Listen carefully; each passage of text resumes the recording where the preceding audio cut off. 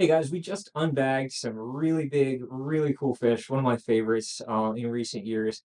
These guys are fairly new to the trade, but have been known for a long time. So actually, the original Severum, Hero Severus, we believe that this is what was described in, I think it was the 1800s. So, but for years and years, that fish was kind of lost to the hobby. Nobody really knew where it came from or what the deal was, and there was a lot of debate around it.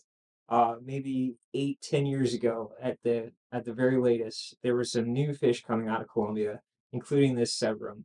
They called it the Curare Severum, and like sometimes happens in the trade, that name Curare was kind of used to obscure their real origins because collectors and exporters didn't really want people to know where they were coming from at first because they were expensive, rare, and only a few people had access to them. So the real origin of the fish is actually the upper Rio Negro in Colombia.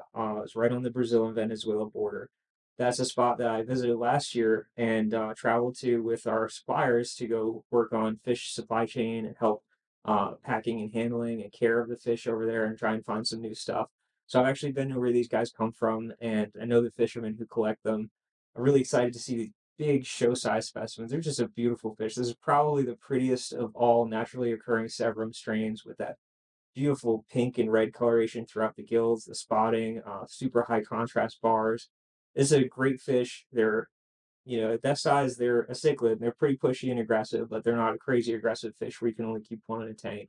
They look amazing in a big school in a large planted tank from blackwater areas. So keep the temperature pretty warm and keep the acidity up. A little softer water is definitely preferred. That'll get the color out of them the best.